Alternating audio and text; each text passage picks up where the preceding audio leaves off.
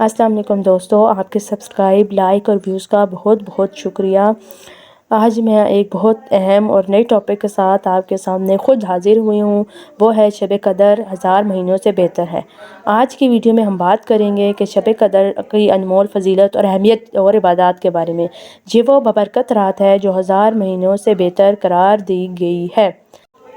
آئیے جانتے ہیں کہ کس طرح ہم اس رات کی برکتوں سے مستفید ہو کر اپنے گناہوں کی معافی حاصل کر سکتے ہیں اور اللہ کی قربت پا سکتے ہیں۔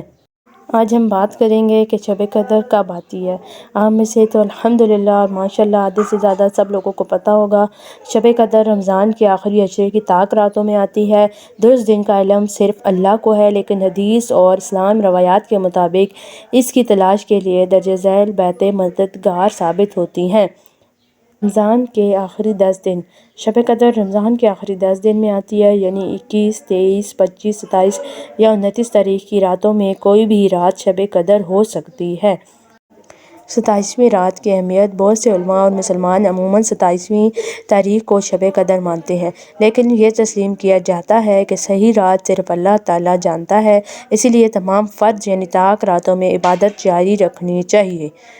طاق راتوں میں عبادت۔ چونکہ صحیح رات معلوم نہیں، اسی لیے مسلمانوں کو مشورہ دیا گیا ہے کہ وہ رمضان کے آخری عشرے کے تمام فرد راتوں میں یعنی طاق راتوں میں 21، 23، 25، 27 اور 29 میں عبادات اور نفل نماز ادا کریں تاکہ شب قدر کی برکت حاصل کر سکیں۔ لیلۃ القدر کی فضیلت۔ قرآن و حدیث۔ لیلۃ القدر یعنی شب قدر کی فضیلت قرآن اور حدیث میں بہت زیادہ بیان کی گئی ہے۔ یہاں 3 اہم فضیلات درج ہیں۔ شب قدر کی عبادات 1000 مہینوں سے بہتر ہے۔ اللہ قرآن میں فرماتا ہے، لیلۃ القدر خیر من الف شہر۔ شب قدر 1000 مہینوں سے بہتر ہے۔ میں عبادت کرے تو وہ 84 سال سے زیادہ عبادت کا ثواب ملتا ہے۔ اس رات فرشتے اور حضرت جبرائیل علیہ السلام زمین پر نازل ہوتے ہیں، مطلب اترتے ہیں، جیسے کہ قرآن میں ارشاد ہوا، اس رات فرشتے جبرائیل علیہ السلام اپنے رب کے حکم سے ہر کام کے لیے اترتے ہیں۔ یعنی یہاں ایک خاص رات ہے جس میں اللہ کی رحمت نازل ہوتی ہے اور فرشتے دعائیں قبول ہونے کے لیے زمین پر اترتے ہیں۔ یہ رات سلامتی اور گناہوں کی بخشش کی رات ہے۔ اللہ تعالیٰ فرماتے ہیں، یہ رات سراسر سلامتی ہے اور طلوع فجر تک۔ حدیث میں بھی آیا ہے کہ جو شخص اس رات عبادت کرے، اللہ اس کے پچھلے تمام گناہ معاف کر دیتا ہے۔ نبی کریم صلی اللہ علیہ وسلم نے فرمایا، جو شخص ایمان کے ساتھ اور ثواب کی نیت سے شب قدر میں قیام کرے، اس کے پچھلے تمام گناہ معاف کر دیے جاتے ہیں۔ یہ 3 فضیلتیں ہی اس رات کی عظمت کو واضح کرنے کے لیے کافی ہیں۔ لیلۃ القدر یعنی شب قدر ایک عظیم رات ہے، لیکن اگر کوئی اس رات کو نہ پا سکے یا یقین نہ ہو کہ کون سی لیلۃ القدر ہے، تو وہ رمضان کے آخری عشرے کی کسی بھی رات میں درج ذیل عبادتیں کر سکتا ہے۔ یہ جو عبادتیں آپ نے کرنی ہیں وہ بھی میں آپ کو بتاؤں گی۔ سب سے پہلے آپ کی نماز تہجد۔ تہجد کی نماز سب سے افضل عبادات میں سے ایک ہے۔ نبی کریم صلی اللہ علیہ وسلم نے فرمایا، تہجد کی نماز کو لازمی پکڑو، کیونکہ یہ تم میں سے پہلے نیک لوگوں کی عادت تھی، یہ اللہ کے قریب کرنے والی اور گناہوں کو مٹانے والی ہے۔ تلاوت قرآن۔ دوسرا کام آپ نے کیا کرنا ہے؟ تلاوت قرآن کرنا ہے۔ قرآن کی تلاوت شب بیداری کی بہترین عبادت ہے۔ قرآن میں ارشاد ہوا، بے شک ہم نے اس قرآن کو لیلۃ القدر میں نازل کیا، مطلب شب قدر میں۔ نبی کریم صلی اللہ علیہ وسلم نے فرمایا، قرآن پڑھو، کیونکہ قیامت کے دن یہ اپنے پڑھنے والوں کی شفاعت کرے گا۔ کثرت۔ تیسرا آپ نے کیا کام کرنا ہے؟ کثرت سے دعا۔ دعا خاص طور پر لیلۃ القدر میں بہت اہم ہے۔ حضرت عائشہ رضی اللہ عنہا نے نبی کریم صلی اللہ علیہ وسلم سے پوچھا کہ اگر میں لیلۃ القدر کو پا لوں تو کون سی دعا پڑھوں؟ تو آپ صلی اللہ علیہ وسلم نے ارشاد فرمایا، آپ صلی اللہ علیہ وسلم نے حضرت عائشہ کو یہ دعا بتائی، اللہم انی عفو تحب العفو فاعف عنی۔ یہ دعا ہمیں کثرت سے پڑھنی چاہیے، خود بھی اور جو ہے وہ، تاکہ اللہ تعالیٰ ہماری بخشش فرمائے۔ اے اللہ، تو معاف کرنے والا ہے، معافی کو پسند کرتا ہے، بس مجھے معاف فرما۔ چوتھے نمبر پہ ہمیں کیا کرنا ہے؟ ذکر و اذکار کرنا ہے۔ سبحان اللہ، الحمدللہ، اللہ اکبر، لا الہ الا اللہ جیسے اذکار کریں۔ حدیث میں آیا ہے جو شخص سبحان اللہ وبحمدہ 100 مرتبہ پڑھے گا اس کے گناہ معاف کر دیے جائیں گے، چاہے وہ سمندر کی جھاگ کے برابر ہی کیوں نہ ہو۔ ایسے اپنے گناہوں کی معافی مانگنی چاہیے۔ نبی کریم صلی اللہ علیہ وسلم کا فرمان ہے، جو شخص کثرت سے استغفار کرتا ہے اللہ اس کے ہر غم کا حل نکالتا ہے، ہر تنگی سے نجات دیتا ہے اور اسے ایسی جگہ سے رزق عطا کرتا ہے جہاں سے وہ گمان بھی نہیں کرتا۔ پانچواں، ہمیں کیا کرنا چاہیے؟ استغفر اللہ یعنی توبہ و استغفار کرنی چاہیے۔ کس کی؟ استغفر اللہ کی کثرت کرنی چاہیے۔ صدقہ اور خیرات دینا چاہیے۔ ليلۃ القدر میں صدقہ دینا بہت افضل رہتا ہے۔ حدیث میں ہے صدقہ گناہوں کو اس طرح بجھا دیتا ہے جیسے پانی آگ کو۔ تو ليلۃ القدر میں آپ نے کوشش کرنی ہے، مطلب جو طاق راتیں ہوں، آپ کو تو نہیں پتہ کون سی طاق رات ہے، تو آپ ہر ایک میں 1 روپیہ صدقہ کر سکتی ہیں، تو اللہ تعالیٰ آپ کو اس کی فضیلت عطا فرمائے گا، آپ کے گناہوں کو بخش دے گا۔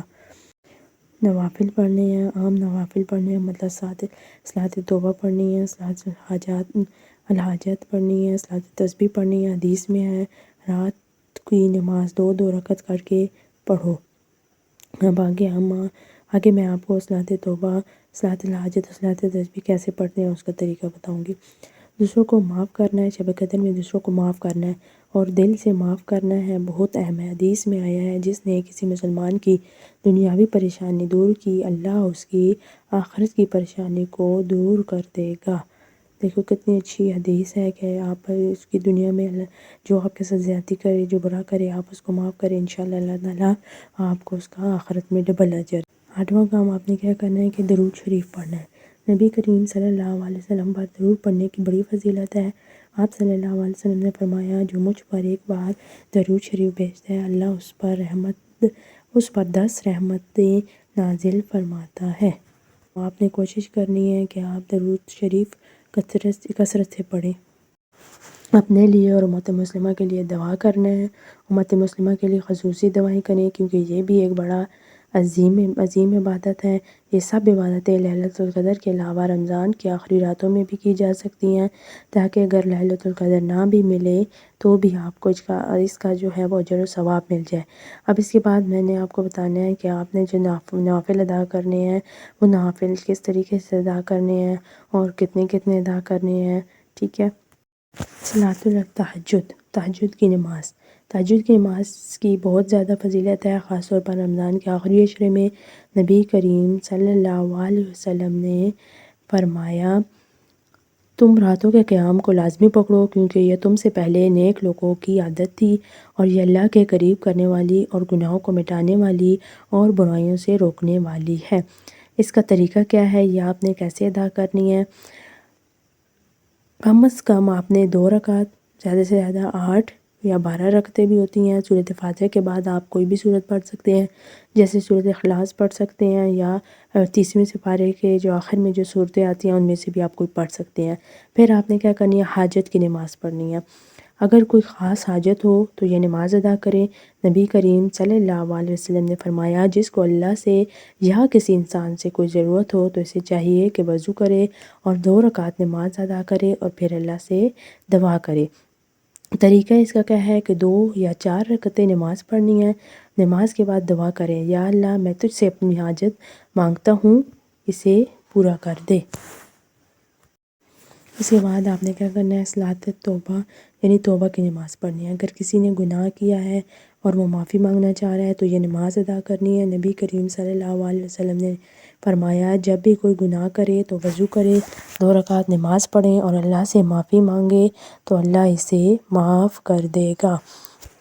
بے شک اللہ معاف کرنے والا ہے، غفور الرحیم ہے۔ اب اس کا طریقہ کیا ہے، 2 رکعت نماز پڑھنی ہے، نماز کے بعد دل سے توبہ کریں اور دعا کریں یا اللہ میں اپنے گناہوں پر شرمندہ ہوں، مجھے معاف کر دے۔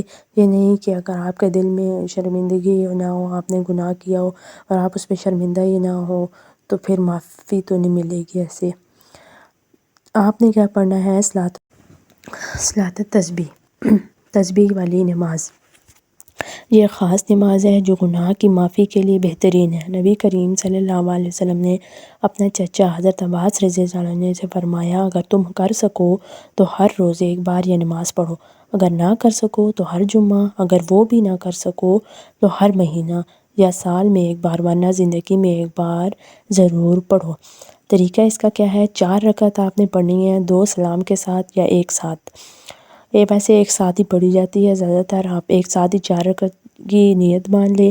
ہر رکعت میں آپ نے مطلب ایک رکعت پڑھی، دوسری، تیسری، چوتھی، اس میں 75 دفعہ آپ نے پڑھنا ہے سبحان اللہ والحمد للہ ولا الہ الا اللہ واللہ اکبر۔ تسبیح کا طریقہ کیا ہے؟ سورۃ فاتحہ اور کوئی بھی سورت آپ نے پڑھ لینی ہے، جیسے آپ سورۃ اخلاص پڑھتے ہیں یا 30ویں سپارے کی آخری صورتوں میں سے آپ کوئی بھی سورت پڑھ سکتے ہیں۔ پھر 15 بار آپ نے تسبیح پڑھنی ہے یہ والی، پھر آپ نے رکوع میں 10 دفعہ پڑھنی ہے، پھر جب آپ کھڑے ہو جاتے ہیں سمیع اللہ لمن حمدہ ربنا لک الحمد، اس میں آپ نے 10 دفعہ پڑھنی ہے۔ پھر آپ نے کیا کرنا ہے؟ سجدے میں جانا ہے، اور سجدے میں بھی 10 بار یہ تسبیح پڑھنی ہے سبحان اللہ والحمد للہ ولا الہ الا اللہ واللہ اکبر۔ پھر آپ نے کیا کرنا ہے؟ پھر آپ نے اٹھ کے بیٹھ جانا ہے، بیٹھ کے آپ نے کیا کرنا ہے؟ 10 دفعہ یہی تسبیح کرنی ہے سبحان اللہ والحمد للہ ولا الہ الا اللہ واللہ اکبر۔ پھر آپ نے دوبارہ سجدے میں جانا ہے، اور سجدے میں جا کے پھر آپ نے یہی تسبیح کرنی ہے 10 دفعہ۔ اس طرح آپ نے ہر رکعت میں 75 بار، اور جو آپ 4 رکعت پڑھیں گے اس کی میں آپ کی یہ تسبیح 300 بار ہو جائے گی۔ پھر آپ نے کیا کرنا ہے؟ صلاۃ الشکر پڑھنا ہے، اللہ کا شکر ادا کرنے کے لیے نفل پڑھنے ہیں۔ نبی کریم صلی اللہ علیہ وسلم جب کوئی خوشی کی خبر سنتے تھے تو فوراً سجدہ شکر کرتے تھے، اور آج کل ہم انسانوں کا یہ حال ہے کہ ہمیں کوئی خوشی ملے تو ہم جو ہے وہ شکر نہیں ادا کرتے، اور جب کوئی غم ملے تو اللہ تعالیٰ سے شکوے کرنے بیٹھ جاتے ہیں۔ اب اس کا طریقہ کیا ہے؟ 2 رکعت نفل پڑھنے ہیں آپ نے، نماز کے بعد اللہ کا شکر ادا کریں اور کہیں الحمدللہ علی کل حال، اللہ کا شکر ہے جو اللہ نے ہمیں جس حال میں رکھا ہے۔ ویسے جب ہم پریشانی میں ہوتے ہیں تو ہم اللہ کو بہت یاد کرتے ہیں، اور خوشی میں ہوتا ہے تو ہم اللہ کو بہت کم یاد کرتے ہیں۔ پھر آپ نے کیا کرنا ہے؟ صلاۃ الحاجات پڑھنی ہے، ضرورت پوری ہونے کی نماز۔ اگر کوئی اہم کام ہوا ہو یا کوئی مشکل ہو تو یہ نماز پڑھیں، 2 یا 4 رکعت نماز پڑھیں۔ سورۃ فاتحہ کے بعد آپ نے کیا کرنا ہے؟ سورۃ اخلاص پڑھنی ہے، قل هو اللہ احد کتنی دفعہ؟ 3 بار، ٹھیک ہے۔ نماز کے بعد آپ نے جو بھی آپ کی حاجت ہے اس کے لیے آپ نے دعا کرنی ہے، ٹھیک ہے۔ عام نوافل بھی آپ کر سکتے ہیں اس میں۔ نبی کریم صلی اللہ علیہ وسلم نے فرمایا جو رات میں 10 رکعت نفل پڑھے اللہ اس کے لیے جنت میں ایک گھر بنائے گا۔ آپ جتنے زیادہ ہو سکے نوافل پڑھیں، شب قدر میں پڑھیں، اور جو نوافل آپ کو بتائے ہیں آپ پڑھیں، انشاءاللہ اللہ تعالیٰ کرم کرے گا۔ اور یہ تمام نوافل للیلۃ القدر اور رمضان کی آخری راتوں میں پڑھے جا سکتے ہیں تاکہ آپ کو زیادہ سے زیادہ ثواب ملے، اور خود بھی پڑھیں اور دوسروں کو بھی اس کی ترغیب دیں۔ اللہ آپ کو اور مجھے اس پر عمل کرنے کی توفیق عطا فرمائے، اور مجھے اپنی دعاؤں میں یاد رکھیے گا، اور آپ کے میرے چینل کو لائک اور سبسکرائب ضرور کریے گا۔ اللہ آپ کو اس پر عمل کرنے اور اس کو آگے پہنچانے کی توفیق دیں۔ جزاک اللہ خیر۔ اب مجھے اپنی دعاؤں میں یاد رکھیے گا۔ آپ کی محبتوں کے لیے بہت بہت شکریہ۔